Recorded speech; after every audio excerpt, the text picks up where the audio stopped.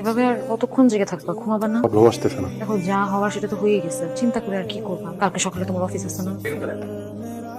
Wow, রুমটা তো অনেক সুন্দর। কি রে তোরা এত রাতে? ভাইয়া একটা সমস্যা হয়েছে, মানে আমি যে রুমে থাকি ডাইনার ওই রুমটা পছন্দ হচ্ছে, ওই রুমে সে থাকবে। এখন আমরা কি করবো? আপনি বুঝতে পারছেন না আপনি কি করবেন? শাহেদ, এই রুমটা অনেক সুন্দর বড়, আমি এই রুমে থাকি। এই রুমে ঘুমাবো মানে? তুমি দেখতে পাচ্ছ না এই রুমে আমরা থাকি? তুমি যাও, তোমার হাজবেন্ড যে রুমে ঘুমায় সেই রুমে ঘুমাও, যাও। শাহেদ, এই রুমটা আমার খুবই পছন্দ হয়েছে। আমি যদি থাকি এই রুমেই থাকবো, আর কেউ যদি আমাকে এই রুমে থাকতে না দেয়, আমি সোজা আমার বাবার বাড়ি থেকে তোমার সাথে আমি কোনো সংসারও করবো না। তুমি বলো তুমি কি চাও, আমি থাকবো নাকি যাবো? না না, তুমি কেন চলে যাবো ভাইয়া? তুমি কি বুঝতে পারছো না ডাইনা কি বলছে? ডাইনার এই রুমটা পছন্দ হচ্ছে, সেই রুমে থাকতে চাই। তুমি একটু যাও না, আমার রুমে থাকো না। এই কি বলিস, হিসাব করে কথা বলবি। আমি আমার বেডরুম থেকে আমার বউ বাচ্চা নিয়ে বেরিয়ে যাবো? তোর বউ যদি তোর রুমে ঘুমাতে না পারে, এইখানে ঘুমাতে পারে সেখানে নিয়ে যা। এখানে ডিস্টার্ব করছিস কেন? তুমি আমার বড় ভাই হয়ে এই কথাটা বলতে পারলা? আমি বাড়ি থেকে বেরিয়ে অন্য কোথাও যাবো? সারাটা জীবন আমার জন্য তো কিছুই করতে পারলাম। আমার বউ সামান্য এই রুমে একটু থাকতে চাই, সেটা তুমি দিতে পারবা না? শাহেদ, আমার কথাটা একটু শুনুন। এই রুমে আমার সব জিনিসপত্র ভাই, এখন কিভাবে আমি তোমাদেরকে এই রুমে থাকতে দেই? আমরা দুইজন এই রুমে থাকলে কি আপনাদের জিনিসপত্র চুরি করে নেবো? আচ্ছা, আপনি জানেন আমার বাবার কত টাকা? আমার বাবার যে টাকা আছে না, আপনার রুমে যে জিনিসপত্রগুলো আছে এগুলো বিক্রি করলে মাত্র এক বেলা নাস্তার খরচ হবে। ঠিক আছে, যান, আমি আমার বাবাকে বলে দিব এই রুমে যে জিনিসপত্রগুলো আছে এগুলো সমস্ত টাকা দিয়ে দিতে। এখন দয়া করে আপনারা দুজন ওই রুমে যান। সবকিছু না টাকা দিয়ে মাপা যায় না। এই ঘরে যে জিনিসপত্রগুলো আছে সেগুলো আমার কাছে শুধু আসবাবপত্র না, সেগুলো আমার এক একটা স্মৃতি। এগুলোর দাম অনেক কম হতে পারে, কিন্তু আমার কাছে এগুলো অমূল্য। এখন এখানে ডিস্টার্ব করো না, আমি এটা ঘুমাচ্ছে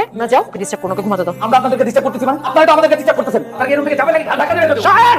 মা, মা! কি রে, কি হয়েছে? তুই চিৎকার করতেছিস কেন? কি হয়েছে তোমার ছোট ছেলেকে জিজ্ঞাসা করো। তোমার ছোট ছেলে আমাকে কি বলে জানো? সে বলে আমি যেন আমার বউ বাচ্চা নিয়ে এই রুম থেকে বেরিয়ে যাই, কারণ সে তার বউ নিয়ে এই রুমে থাকবে। আমি না বেরোলে আমাকে নাকি ঘাড় ধাক্কা দিয়ে বের করে দিবে। আমার কি করা উচিত মা? কি করতে হবে বুঝতেছিস না? তুই বড় ভাই, সত্যি জন্য এটুকু করতে পারবি না? প্রতিদিন ওর ঘরে গিয়ে ঘুমা, ওরা থাকুক এখানে। মাইদ, আপনি কি বললেন? এই বাড়ির ভাড়াটা দেয় আমার হাজবেন্ড, আর আপনি জানেন যে বিয়ের পর দিন থেকে আমরা এই ঘরেই থাকি। আপনার ছোট ছেলের জন্য আপনি বলতেছেন আমরা এই ঘর ছেড়ে চলে যাবো? তোমার স্বামী যে বাসা ভাড়া দেয় সেটা আমরা সবাই জানি, এরকম মাইক দিয়ে জানাতে হবে। এরপর থেকে আর দিতে হবে। আমি বড় লোক ঘরে বউ আনছি, এরপর ভাড়ার ব্যবস্থা ওই করব। আর কিছুদিন পর ডায়নার বাবা এই বিয়ে মেনে নিলে শাহেদের নামে তো ফ্ল্যাট কিনে দিবে। কিছুদিন পর ও তো ওই ফ্ল্যাটে চলে যাবে। তুই আর তোর বউকে নিয়ে এখানেই সারা জীবন থাকতে হবে। এখন যা, শাহেদের ঘরে যা, ওরা এখানে ঘুমাবে। চমৎকার। তুমি আমার প্রতিটি শব্দই আমার কাছে আদেশ।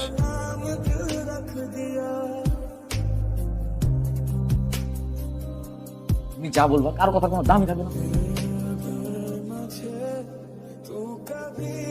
কি ব্যাপার, এখানে দাঁড়া দাঁড়া কি বলবি?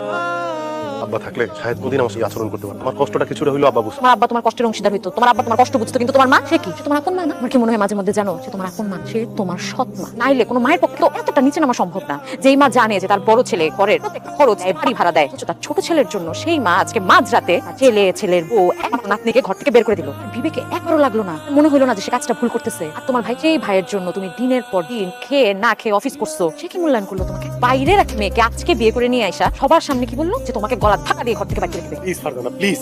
আরেকটা কথা বলো না, আমি নিতে পারছি না ফারজানা।